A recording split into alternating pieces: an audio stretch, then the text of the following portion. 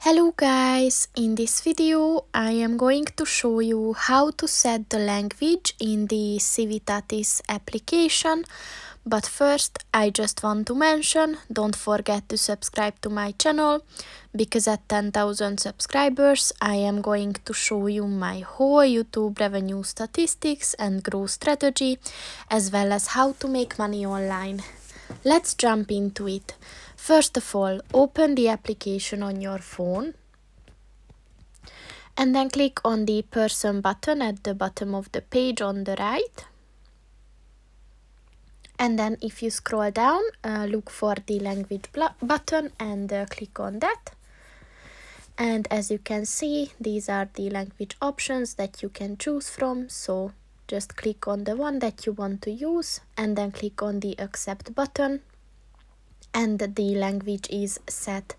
So that's pretty much it for this video, guys. See you in the next one. Goodbye.